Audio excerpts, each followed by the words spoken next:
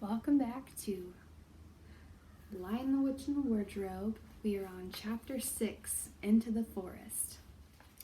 I wish the McCready would hurry up and take all these people away, said Susan presently. I'm getting horribly cramped. And what a filthy smell of camphor, said Edmund.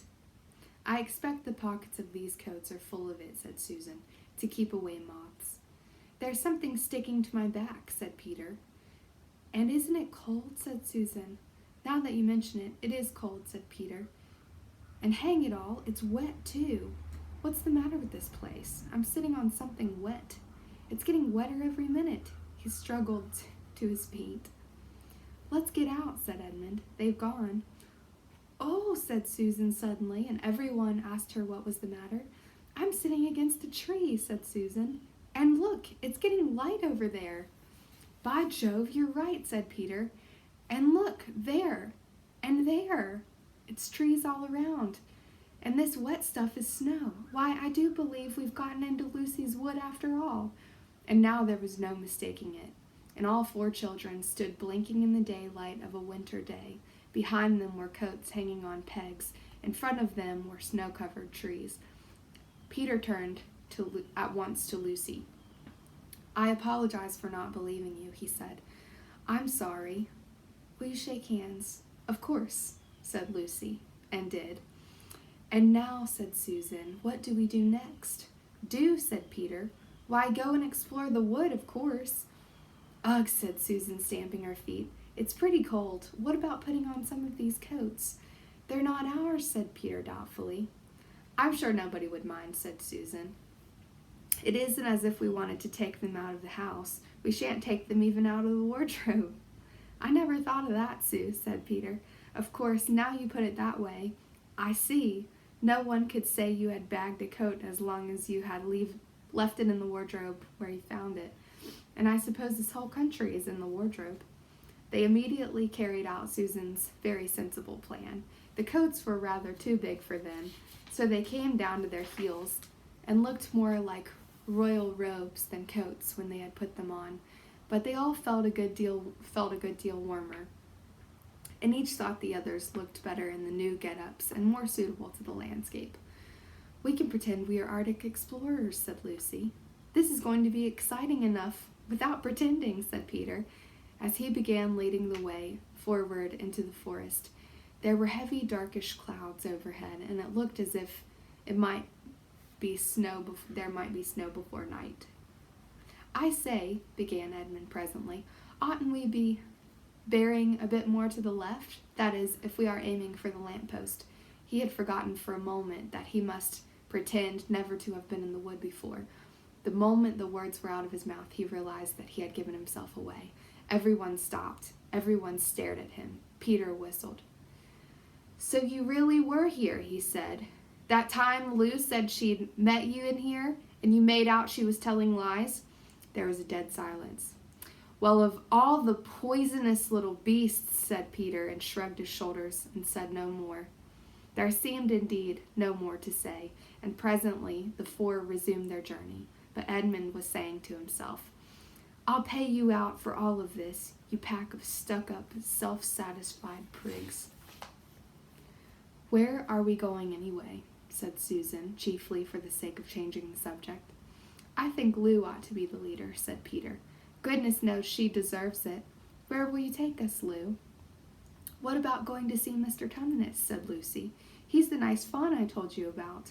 Everyone agreed to this, and off they went, walking briskly and stamping their feet. Lucy proved a good leader.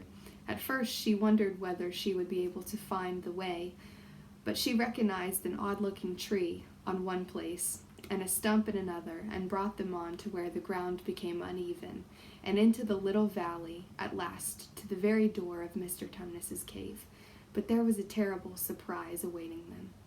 The door had been wrenched off its hinges and broken to bits. Inside the cave was dark and cold, and had the damp feel and smell of a place that had not been lived in for several days. Now, snow had drifted in front of the doorway and was heaped on the floor, mixed with something black, which turned out to be the charred sticks and ashes from the fire.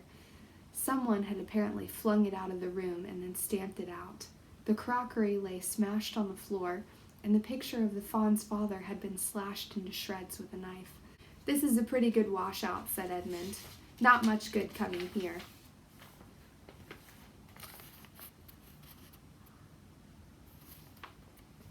"What's this?" said Peter, stooping down.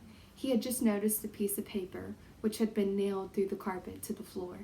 "Is there anything written on it?" asked Susan. "Yes, I think there is," answered Peter, "but I can't read it in this light. Let's get it out into the open air." They all went out into the daylight and crowded around Peter as he read out loud the following words. "The former occupant of these premises, the Fawn Tumnus, is under arrest and waiting his trial on a charge of high treason against Her Imperial Majesty Jadis, Queen of Narnia, Chatelaine of Cair Paravel, Empress of the Lone Islands, etc., also of comforting her said Majesty's enemies, harboring spies, and fraternizing with humans. Signed, Maugrim, Captain of the Secret Police. Long live the Queen." The children stared at each other. "I don't know that I'm going to like this place after all," said Susan. "Who is this Queen, Lou?" said Peter. "Do you know anything about her?" "She isn't a real queen at all," answered Lucy. "She's a horrible witch, the White Witch. Everyone, all the wood people, hate her.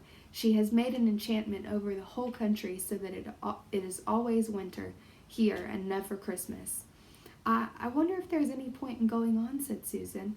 "I mean, it doesn't seem particularly safe here, and it looks as if it won't be much fun either. And it's getting colder every minute. And we've brought nothing to eat. What about just going home?" "Oh, but we can't, said Lucy suddenly. "Don't you see? We can't just go home, not after this. It is all on my account that the poor fawn has gotten into this trouble. He hid me from the witch and showed me the way back. That's what it means by comforting the Queen's enemies and fraternizing with humans. We simply must try to rescue him." "A lot we could do," said Edmund, "when we haven't even got anything to eat." "Shut up, you," said Peter, who was still very angry with Edmund. "What do you think, Susan?" "I've a horrid feeling that Lou is right," said Susan. "I don't want to go a step further. I wish we'd never come, but I think we must try to do something for Mr. whatever his name is. I mean the fawn." "That's what I feel too," said Peter. "I'm worried about having no food with us. I'd vote for going back and getting something from the larder. Only there doesn't seem to be any certainty of getting into this country again once you've gotten out of it. I think we'll have to go on." "So do I," said both the girls. "If only we knew where the poor chap was imprisoned," said Peter. They were all still wondering what to do next. Then Lucy said, "Look, there's a robin with such a red breast. It's the first bird I've seen here. I say, I wonder, can birds talk in Narnia? It almost looks as if it wanted to say something to us." And then she turned to the robin and said, "Please, can you tell us where Tumnus the fawn has been taken to?" As she said this, she took one step toward the bird. It at once flew away, but only as far as to the next tree. There it perched and looked at them very hard, as if it understood all they had been saying. Almost without noticing that they had done so, the 4 children went a step or 2 nearer to it.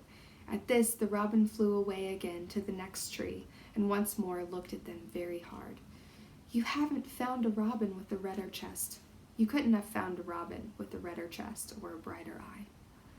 "Do you know," said Lucy, "I really believe he means us to follow him." "I've an idea he does," said Susan. "What do you think, Peter?" "Well, we might as well try it," answered Peter. The robin appeared to understand the matter thoroughly. It kept going from tree to tree, always a few yards ahead of them, but always so near that they could easily follow it. In this way it led them on, slightly downhill. Wherever the robin alighted, a little shower of snow would fall off a branch. Presently the clouds parted overhead, and the winter sun came out, and the snow all around them grew dazzlingly bright. They had been traveling in this way for about half an hour, with the 2 girls in front, when Edmund said to Peter, "If you're not still too high and mighty to talk to me, I have something to say which you'd better listen to." "What is it?" asked Peter. "Hush, not so loud," said Edmund. "There's no good frightening the girls, but have you realized what we're doing?" "What?" said Peter, lowering his voice to a whisper. "We're following a guide we know nothing about. How do we know which side that bird is on? Why should it be leading us into a trap? That's a nasty idea. Still, a robin, you know. They're good birds in all the stories I've read. I'm sure a robin wouldn't be on the wrong side. If it comes to that, which is the right side? How do we know that the fawns are in the right and the queen, yes, I know we've been told she's a witch, is in the wrong? We don't really know anything about either. The fawn saved Lucy. He said he did, but how do we know? And there's another thing too. Has anyone the least idea of the way home from here?" "Great Scott," said Peter. "I hadn't thought of that." "And no chance of dinner either," said Edmund.